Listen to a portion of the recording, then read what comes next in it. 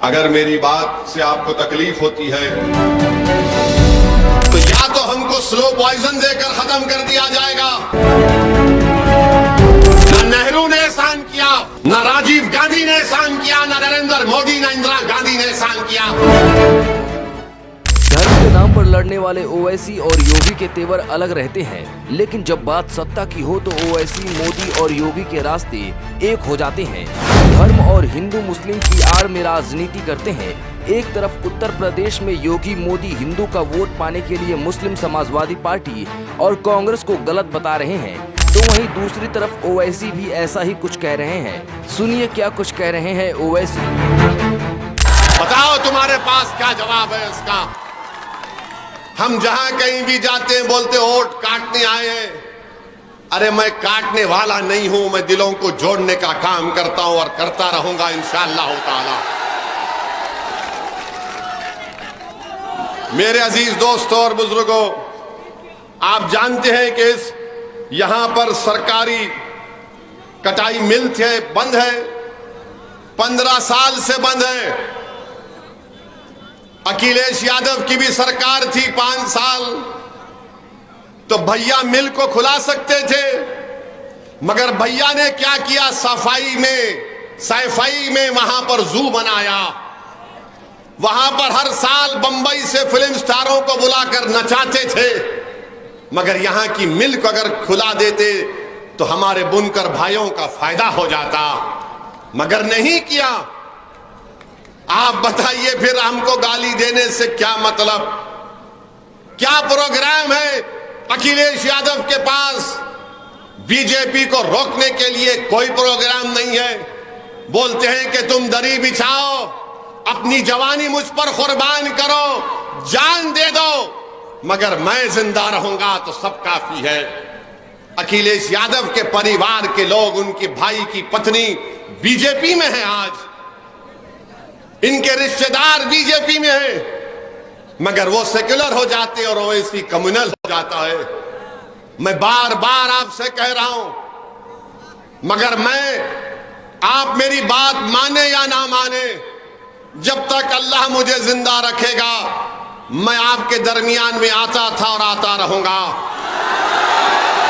आप मुझे वोट दे या ना दे, मगर मुझ में एक दीवानगी है कि जब तक मैं अपने मंजिल मकसूद को नहीं पालूंगा मैं आते रहूंगा और बोलता रहूंगा। मुझसे दुश्मनी करने वाले समझते हैं कि मुझ पर इल्जाम लगाने से असदुद्दीन ओवैसी के हौसले पस्त हो जाएंगे। मैं मेरे दुश्मनों से भी कह रहा हूं कि तुम जितने इल्जाम लगाना चाह रहे लगा लो। पिछले विधानसभा के चुनाव में टोल गेट के पास मेरी गाड़ी के ऊपर 6 गोलियां चलाई गईं। मैं उन जालिमों से भी कहना चाह रहा हूं कि तुम मेरी जिंदगी का चिराग तो खत्म कर सकते हो, मगर तुम मेरी सोच को कभी खत्म नहीं कर पाओगे इंशाअल्लाह ताला।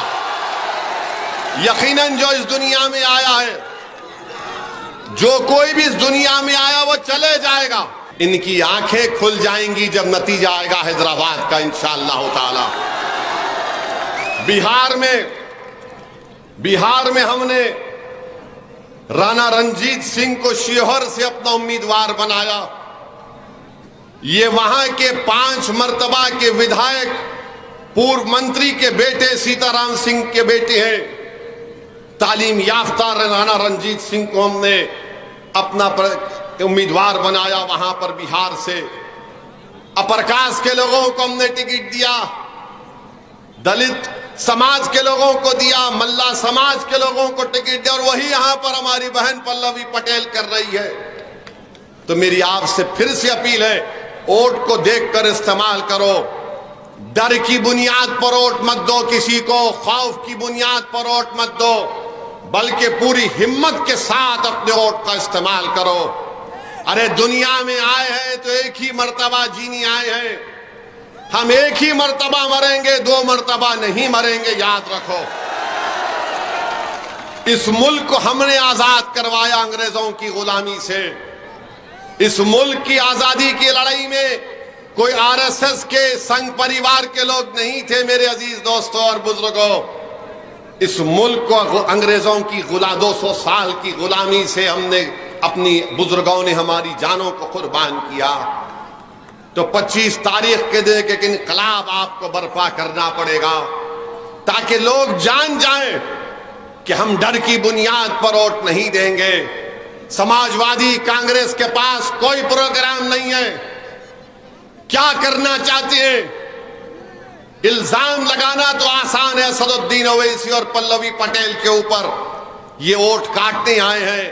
अरे बताओ अखिलेश यादव, आपने कितने चुनाव हारे, कितने चुनाव आपने हार दिए? और उत्तर प्रदेश में मुस्लिम अल्पसंख्यक समाज के नेताओं को बनाने की जिम्मेदारी आपकी है। कौन है समाजवादी पार्टी में मुस्लिम अल्पसंख्यक समाज का नेता? बताओ, कोई नाम तुम्हारे जबान पर आता है? हाँ, ये थोड़े बहुत होंगे, कुछ भी होंगे, मगर कहां नेता तुम्हारा? कोई नहीं है। कहां है सब? या तो जेल में है या फिर कब्रिस्तान में सो रहे हैं। बताओ कहां है? बताओ आप। मेरे भाई, थाली मत मारो, मैं आपको भी कह रहा हूं, यह हमारी भी जिम्मेदारी है। तुम क्यों नहीं नेता बनते? क्या कमी है? क्या आप काबिल नहीं है? क्या बहादुर नहीं है? यकीनन सब चीजों से अल्लाह ने आपको नवाजा है। आपको सिर्फ आगे बढ़कर नेता बनना है। इसीलिए इनको नफरत है ओवैसी से और पल्लवी पटेल से कि ये कौन लोग हैं कि जो बरसों से जिन्होंने अपना एक शाही तख्त बना कर रखा, उसको हम हिला रहे हैं। इनको ये बात पसंद नहीं आती कि आज पल्लवी पटेल पिछड़ा दलित और मुसलमान की बात कर रही है। मेरे अजीज दोस्तों और बुजुर्गों, मेरी आपसे यह भी अपील है कि बीजेपी 10 साल से नरेंद्र मोदी इस देश के वजीर आजम और प्रधानमंत्री हैं। 2014 में मोदी ने कहा था अच्छे दिन आएंगे।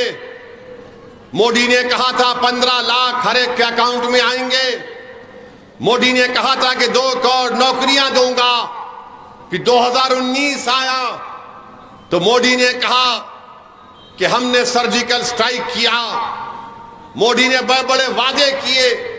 बताइए, आज मैं उन लोगों से पूछना चाह रहा हूं, क्या तुम अगर भारत से सच्ची मोहब्बत करते हो तो क्या तुम सिर्फ मस्जिद और मंदिर के झगड़े में उलझ कर रहोगे या फिर अपनी नौकरी की लड़ाई लड़ोगे?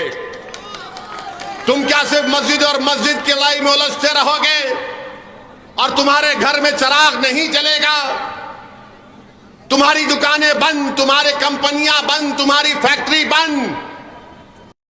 बात करते हैं कि ताला लग जाएगा। क्या नरेंद्र मोदी ने 500,000 की नोट गायब करके कई फैक्ट्रियों को बंद नहीं किया? कोविड का जमाना आया, क्या एक देश का प्रधानमंत्री चंद घंटे की मोहलत भी नहीं दिया और 130 करोड़ जनता से कहा कि भाइयों बहनों भारत बंद, मैं ताला लगा रहा हूं? ताला मोदी ने लगा दिया।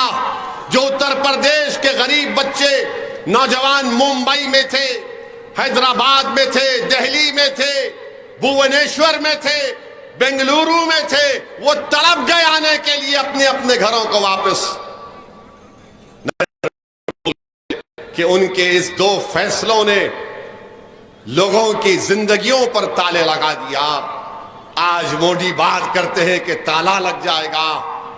मोदी बात करते हैं कि बुलडोजर की मिसाल देते हैं।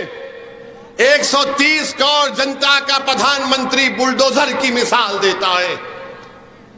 आज बीजेपी कहती है कि हम पीओके वापस लेंगे। मोदी जी, 10 साल से क्या आप सिर्फ चाय पी रहे थे? 10 साल से क्या आप सिर्फ चाय पी रहे थे? लो पीओके को, हम भी कह रहे लो पीओके को। भारत का टूट हिस्सा है, कौन रोका आपको?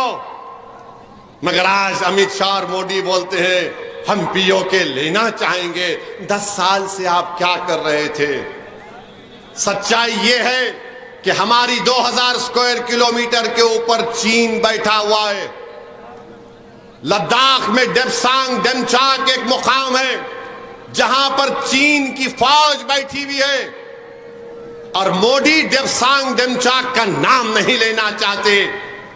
पीओके की बात तो करते हैं, बहुत अच्छा है, मगर यह भी तो बोलो मोदी के चीन को उखाड़ कर फेंक देंगे, हम भारत की जमीन को बचाएंगे। मगर मोदी चीन का नाम नहीं लेते, कोई नाम नहीं लेते। अब चुनाव आया तो बोल रहे पीओके ले लेंगे। अरे 10 साल में ले लेते आप। लोगों को जज्बात में लाकर नरेंद्र मोदी अपनी नाकामियों को छुपाना चाहते हैं और क्या कहते हैं कि मेरा कोई वारिस नहीं है, 130 करोड़ जनता मेरी वारिस है। नहीं नरेंद्र मोदी, देश बड़ा है, तुम देश से बड़े कभी नहीं हो सकते इंशाअल्लाह। नरेंद्र मोदी ये कहकर बता रहे हैं कि मैंने भारत पर बहुत बड़ा एहसान किया। अरे कोई किसी पर एहसान नहीं कर रहा है। ना नेहरू ने एहसान किया, ना राजीव गांधी ने एहसान किया, ना नरेंद्र मोदी, ना इंदिरा गांधी ने एहसान किया, बल्कि देश ने इन पर एहसान करके इनको प्रधानमंत्री बनाया। मोदी कहते हैं कि मेरे वारिस ये लोग नहीं। मोदी जी, कोई वारिस नहीं, आप काम करने आए हैं। ये राजाओं की बात होती कि मेरे मरने के बाद मेरा वारिस ये होता है। ये देश है, जमहूरियत है, लोकतंत्र है।